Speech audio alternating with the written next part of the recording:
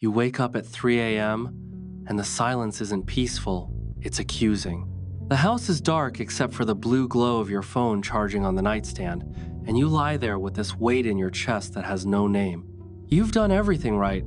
The job, the relationship, the apartment with the right furniture, the routines everyone said would make you feel grounded. But there's this feeling underneath it all, like you're standing in a room full of mirrors and none of them are showing your real face.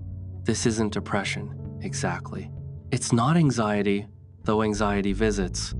It's something older and deeper, a feeling that you're living someone else's life in your own body.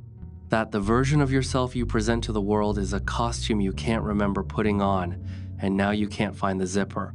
Carl Jung had a word for what you're feeling, though he discovered it the hard way. In 1913, at the height of his career, respected psychiatrist, Freud's protege, married with children, professionally secure Jung, had a complete psychological breakdown. Not because something terrible happened to him, but because something inside him demanded to be heard. He called it the confrontation with the unconscious, and it nearly destroyed him. But on the other side of that darkness, he found something that changed psychology forever. He called it individuation, the process of becoming who you actually are, not who you've been taught to be. And here's what Jung understood that most of us miss. That feeling of being lost isn't a problem to fix, it's a message. Your psyche is trying to tell you that you've wandered too far from yourself, that you've been serving a false master, the collective expectations, the family script, the cultural programming that promised if you just followed the rules, you'd feel whole. But wholeness doesn't come from obedience, it comes from integration, from facing the parts of yourself you've been trained to exile, from answering a call most people spend their entire lives ignoring because the cost of answering feels too high. This isn't about self-help platitudes or finding your passion. This is about something more surgical, more profound. Jung discovered that we each carry an internal blueprint for who we're meant to become, what he called the self with a capital S, and that when we ignore that blueprint, when we build our lives according to someone else's architectural plans, our psyche begins to rebel. That 3 a.m. hollowness, that's the rebellion. That's yourself, knocking from the basement where you've locked it. And the longer you ignore it, the louder it gets. Jung noticed something in his patients that doctors at the time dismissed. People would come to him in their late 30s, 40s, 50s, successful people, functional people complaining of a vague, persistent unhappiness they couldn't name. They'd say things like, "I have everything I wanted, so why do I feel empty?" Or, "I don't know who I am anymore." The psychiatric establishment wanted to treat this as pathology. Jung recognized it as something else, a developmental crisis, a call to transformation that Western culture had forgotten how to hear. He observed that this crisis hit hardest in what he called the afternoon of life, that point where you've built the persona, achieved the goals, and suddenly realize the person who achieved those goals is a stranger. But here's the crucial part. Jung discovered this call doesn't start in midlife. It starts much earlier. It starts in childhood, the first time you learn to hide a part of yourself to earn love, safety, or belonging. Think about it. You were a specific person once a child with particular intensities, curiosities, ways of moving through the world. And then, slowly, you learned which parts were acceptable and which weren't. Maybe you were too sensitive, so you learned to be tough. Too loud, so you learned to be small. Too different, so you learned to conform. You didn't do this consciously. You did it to survive, to maintain connection, to avoid punishment or abandonment. Jung called this the formation of the persona, the social mask we wear. And the persona isn't bad. We need it. It's how we function in society, hold jobs, maintain relationships. The problem comes when we mistake the persona for our identity, when we forget we're wearing a mask at all. Because here's what happens. Every part of yourself you reject, every impulse you deny, every desire you suppress, it doesn't disappear. Jung discovered it goes into what he called the shadow. The shadow is the warehouse of your exiled self. And it's not just negative traits. Often the shadow holds your power, your creativity, your authentic desires, anything that didn't fit the script you were handed.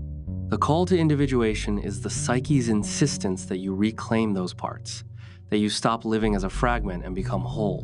But most of us don't hear it as a call. We hear it as a crisis, as depression, as restlessness, as that 3 a.m. feeling that something is profoundly wrong, but we can't identify what, and we do everything we can to silence it. We work harder, we change relationships, we move cities. We redecorate our lives thinking the problem is external, when the problem is that we've abandoned ourselves. Jung found that his patients who ignored this call long enough, who kept serving the persona, kept denying the shadow, eventually faced what he called enantiodromia, a complete reversal into the opposite. The person who spent their life being good would suddenly have an affair, or quit their job, or burn down everything they built. The psyche, denied integration, forces it through explosion. But there's another path.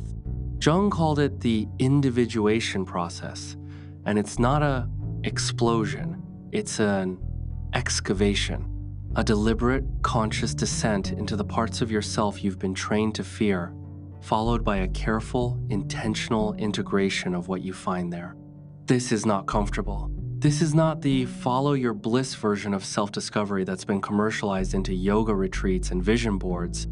This is the hard work of dismantling the false self you've constructed and meeting the stranger underneath the person you were always meant to be before the world told you who to be instead.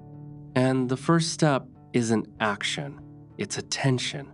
It's learning to recognize the call when it comes, because it's coming for you in those moments when the life you built suddenly feels like a trap, when success feels hollow, when you catch yourself in the mirror and don't recognize the person looking back.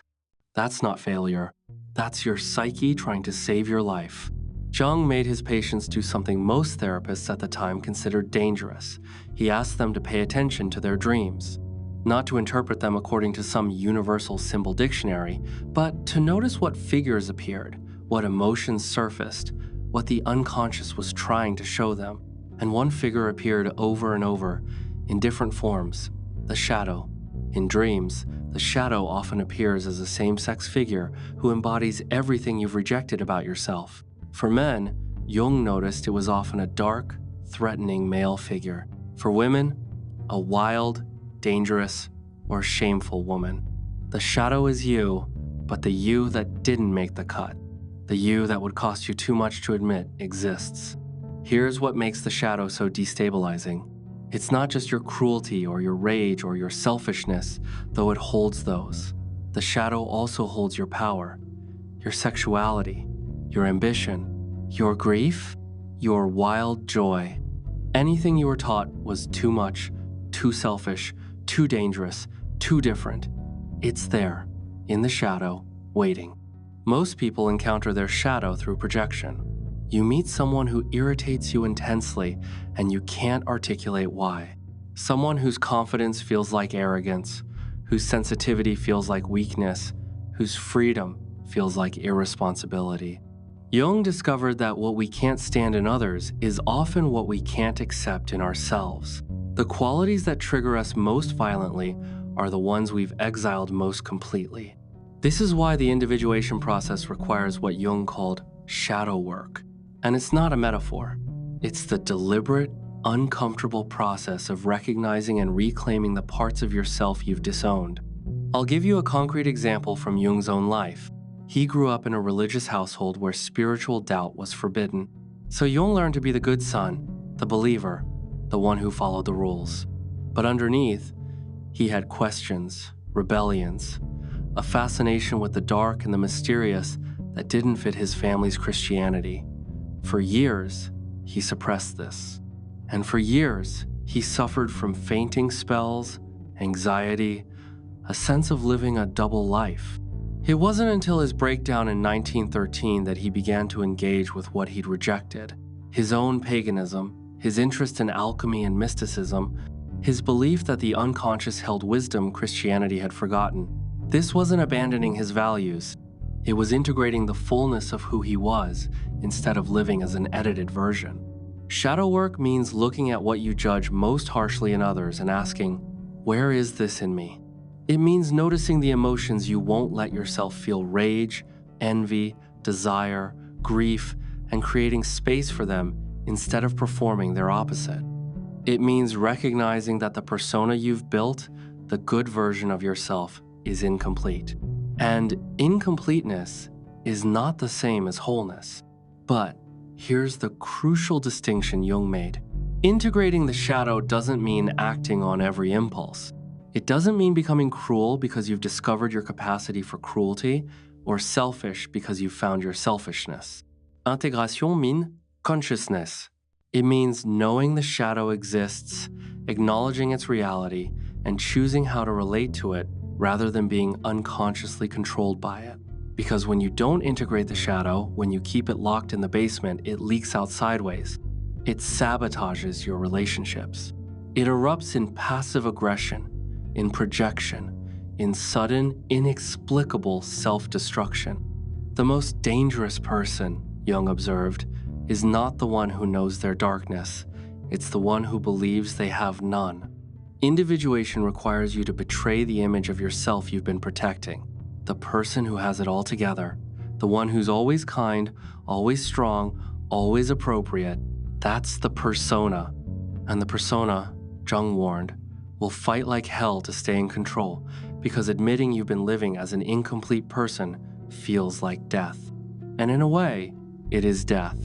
It's the death of the false self, but it's also the only path to actual life, to wholeness, to becoming the person the 3 a.m. silence is begging you to be. If you've been paying attention to what I've said so far, you might be thinking, okay, so I need to discover my true self. I need to find out who I really am underneath all the conditioning. And this is where most modern self-help goes catastrophically wrong. Because Jung didn't believe the self was something you discover, like finding a treasure chest buried in your psyche. The self, what Jung called the archetype of wholeness, is something you become through the process of integration. You don't find it, you build it. Or more accurately, you allow it to emerge by removing the obstacles you've placed in its way. The difference is crucial. The find yourself narrative suggests there's an authentic you waiting to be uncovered if you just do enough therapy, enough meditation, enough journaling. But Jung's individuation is more demanding than that. It says, you are currently fragmented. You've split yourself into acceptable and unacceptable parts, conscious and unconscious, persona and shadow. Wholeness requires you to consciously bring these fragments into relationship with each other, and that process is alchemical. It changes you. The person who emerges isn't the real you that was always there. It's a synthesis, integration of opposites that creates something new. Let me make this concrete. You know that version of yourself you perform at work?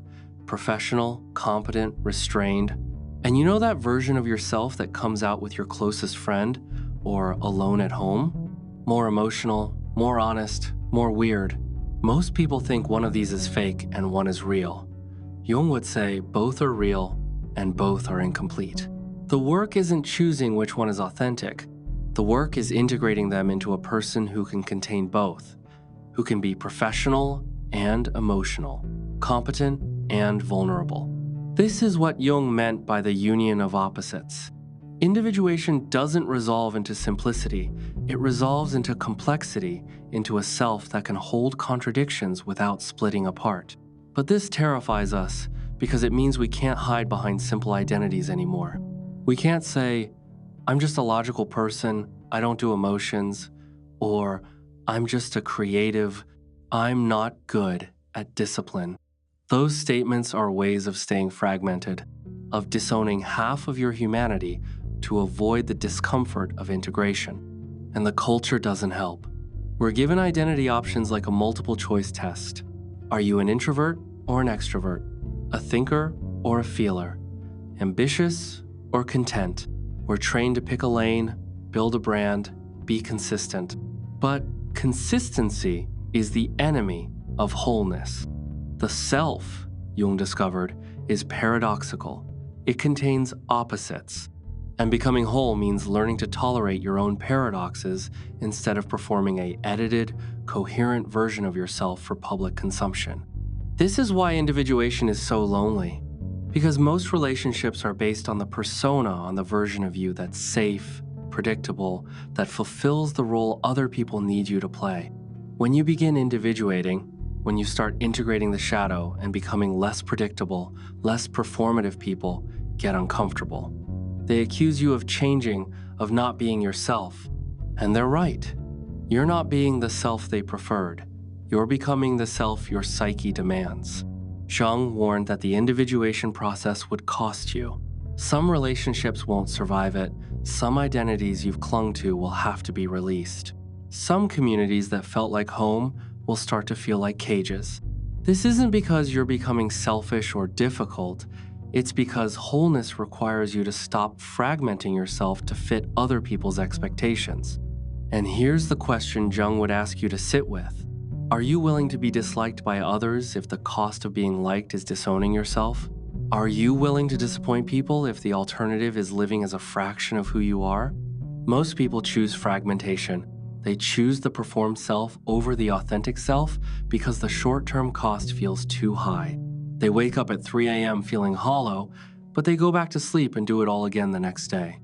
But you're still reading, which means some part of you is ready to pay the cost. Some part of you knows that the real cost, the one you can't afford, is spending your one life performing someone else's script while your actual self dies quietly in the dark. If this is resonating, leave a comment below with one part of yourself you've been hiding. Let's bring it into the light together. Jung was frustratingly clear about one thing. There are no shortcuts to individuation. You can't read your way into wholeness. You can't think your way out of fragmentation. The process demands lived experience, actual encounters with your unconscious, actual confrontations with your shadow, actual integration work that happens in real time, in real relationships, in the real consequences of your choices. This is why Jung emphasized dream work, active imagination, and what he called the transcendent function, the psyche's natural capacity to create symbols that bridge the conscious and unconscious. But let me translate this out of Jungian jargon into something you can actually use. The individuation journey typically follows a pattern. It usually begins with a crisis, that feeling of being lost, the 3 a.m. hollowness we started with. Something breaks down. A relationship ends, a career path dead ends, a long-held belief suddenly feels hollow. Jung called these moments the dark night of the soul, but really, they're invitations. The psyche is creating a rupture in your carefully constructed life because the life you've built has become too small for who you're meant to become. The first phase is descent. You have to go down into the unconscious, into the parts of yourself you've been avoiding. This looks different for everyone, but it often involves depression that won't lift with the usual fixes, dreams that become more vivid and disturbing, sudden emotional outbursts that don't match your usual personality, an obsession with things your rational mind considers pointless, art, mythology, spirituality, or encounters with people who reflect your shadow back to you in ways you can't ignore. Most people medicate this phase. They drink more, work more, date more, move more, anything to avoid the descent. But Jung was emphatic. If you don't go down consciously, you'll be dragged down unconsciously. The psyche will force the confrontation, and it's always messier when you're dragged. The second phase is encounter. This is where you actually meet what you've been running from. Your shadow, your wounds, the unlived life. The person you could have been if you'd been braver, or had different circumstances, or had chosen differently at crucial moments. This phase often involves grief, profound grief for the years you spent, fragmented, for the life you didn't live, for the parts of yourself you sacrificed for safety or belonging or approval. Jung noticed his patients would often dream of dark figures, threatening animals, strange houses with locked rooms. These weren't random symbols. They were the psyche's way of showing what needed to be integrated. The dark figure is your shadow. The animal is your instinct, your body, the parts of you that operate below consciousness. The house is your psyche itself, and those locked rooms are the parts you've been taught to avoid. But here's what Jung emphasized that most therapy misses. The goal isn't to eliminate the shadow. The goal is to integrate it, to have a conscious relationship with it. When you can acknowledge your capacity for cruelty without being cruel, when you can feel your rage without being controlled by it, when you can admit your desires without being enslaved to them, that's integration. That's wholeness. The third phase is return. After you've descended and encountered what was hidden, you have to bring it back up into your conscious life. This is the hardest part because it means living differently. It means making choices that honor your wholeness even when they conflict with your persona. It means setting boundaries that your pre-individuation self would have considered selfish. It means pursuing desires that your family or culture or younger self would have condemned. This is where most people fail. They do the inner work, they have the insights, they meet their shadow in therapy or in meditation or in crisis, but then they return to their old life and try to fit their new wholeness into their old structures. And it doesn't work. The old structures were built for the fragmented you. The whole you doesn't fit. Jung saw this over and over. Patients who had profound breakthroughs but then went back to marriages that demanded fragmentation, to jobs that required them to disown their creativity, to families that punished authenticity. And within months, they were back in crisis, because you can't sustain wholeness in structures designed for fragmentation. This is why individuation often requires structural change. Not because you're chasing happiness or following your bliss, but because wholeness has requirements. It requires relationships where you can be complex, work where you can be authentic, environments where you don't have to edit yourself into acceptability. And yes, this costs. It costs relationships, security, approval, the comfort of belonging to communities that accept you only in your fragmented form. Jung didn't promise this would be easy. He promised it would be worth it. Because the alternative spending your life as a ghost in your own story isn't really living at all. So here's where we land. You're reading this because some part of you recognizes the call. You know that hollowness I described at the beginning isn't going away with another promotion, another relationship, another location change. You know, at some level, that you've been living as a fraction of yourself, and that the math of your life doesn't add up to wholeness. Jung's great gift wasn't a theory, it was a map. And the map says this: you are not broken, you are fragmented. And fragmentation is not a permanent condition, it's a developmental stage you're being called to outgrow. The person you're meant to become isn't hiding somewhere waiting to be discovered. That person is being forged right now in the tension between who you've been and who you're becoming, in the friction between your persona and your shadow, in the gap between the life you've built and the life your psyche is demanding you live. Individuation means learning to hold all of yourself without splitting apart. It means looking at the parts of you that you've labeled too much, or not enough, or shameful, or dangerous, and bringing them into the light. Not to perform them recklessly, but to integrate them consciously.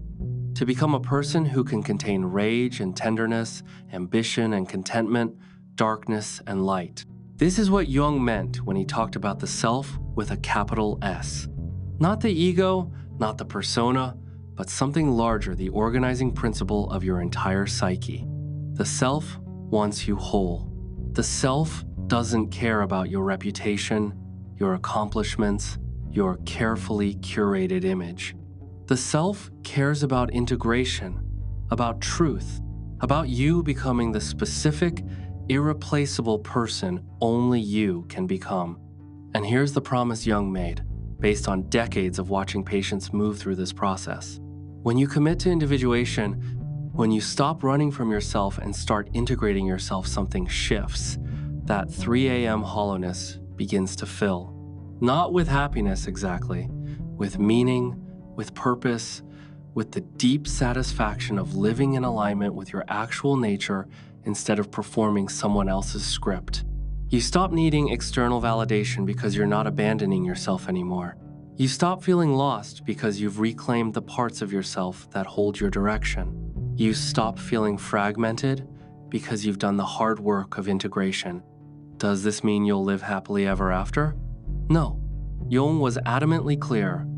Individuation doesn't solve all your problems. It doesn't make you invulnerable to pain or loss or failure. What it does is make you whole enough to bear your life, whatever that life contains, without fragmenting under pressure. It gives you a center that holds when everything else is falling apart. And it gives you something else, the ability to look at yourself in the mirror at 3 a.m. and recognize the person looking back, to know that person, to respect that person, to live as that person, not despite the world's expectations, but in full knowledge of them and full commitment to your own wholeness anyway. This is the individuation process. This is the call you've been ignoring. And every moment you spend lost, hollow, fragmented, that's your psyche knocking harder, demanding you answer. So, here's your choice. You can close this video and go back to the life you've built for the fragmented you. You can keep serving the persona, keep hiding the shadow, keep waking up at 3 a.m. wondering why success feels like a trap. That's an option. Most people choose it. Or you can answer the call. You can start the descent. You can begin the uncomfortable, necessary work of becoming whole instead of acceptable. You can reclaim the parts of yourself you've exiled and integrate them into a self that's complex, paradoxical, powerful, and actually yours. If you're ready to start that journey, subscribe to this channel because we're going deeper into Jung's work, into shadow integration, into the practical psychology of becoming whole. Drop a comment telling me which section hit hardest for you. And remember, the feeling of being lost isn't the problem, it's the invitation. The only question is whether you're brave enough to RSVP.